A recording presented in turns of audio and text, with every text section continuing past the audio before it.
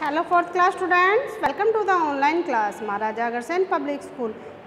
How are you students?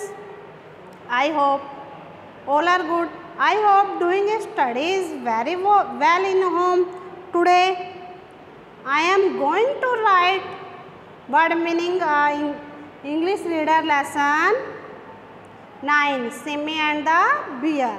आज मैं आपको आपकी इंग्लिश रीडर का लेसन 9 जो था हमारा चल रहा था सिमी एंड बियर, तो उसके वर्ड मीनिंग करा रही हूँ। रीडिंग हमारी पूरी हो चुकी है। आई होप आपने अच्छे से रीडिंग की होगी और आपको जो ये लेसन है ये समझ में आ गया होगा कि एक लड़की होती है, उसका नाम सिमी होता है।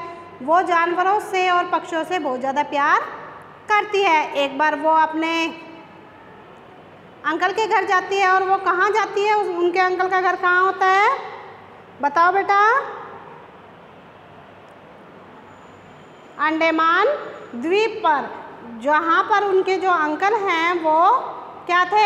एक फॉरेस्टर ऑफिसर थे जो जंगल में रहते हैं और जानवरों की देखभाल करते हैं। तो उनके जो अंकल थे वो फॉरेस्टर ऑफिसर थे, तो वो उसके साथ छुट्टियों में उनके साथ घर पे चली जाती है और फिर वहाँ जाकर वो अकेले ही जंगल में चली जाती है जब उसके अंकल अपनी ड्यूटी पर चले जाते हैं। और वहाँ उसको क्या मिलता है बेटा? बियर्स मिलते हैं।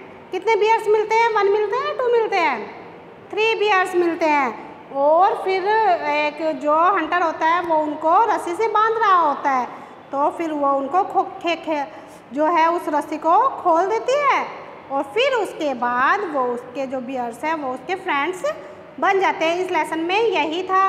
आई होप आपने अच्छे से हिंदी भी अच्छे से सुनी होगी और उसकी रीडिंग भी करी होगी। अब हम वर्ड मीनिंग करा रहे हैं।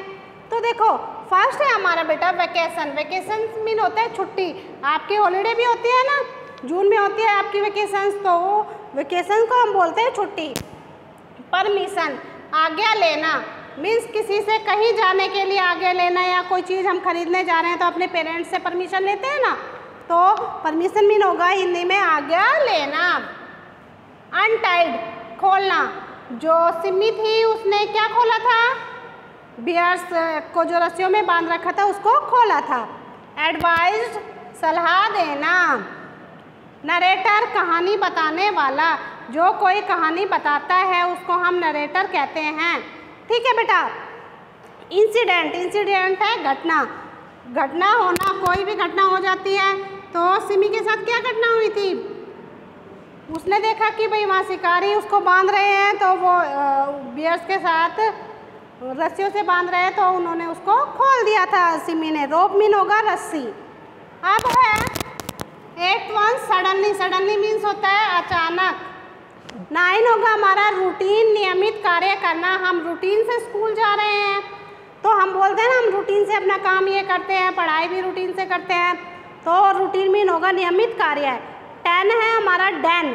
डैन मीन होता है गुफा। जो बियर्स थे वो कहाँ रहते थे? एक डैन में रहते थे। फॉरेस्ट, जंगल। 12th है पास्ट, गुजरा हुआ, बीता हुआ कल। पास्ट मीन होता है गुजरा हुआ, जो कल चला गया उसको हम पास्ट बोलते हैं।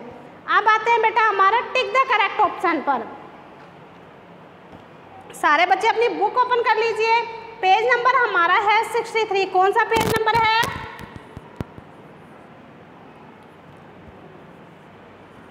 पेज नंबर है हमारा 63। तो 63 पेज नंबर ओपन कर लीजिए। उसमें टिक द करेक्ट ऑप्शन दिए हुए हैं। Tick the correct answer.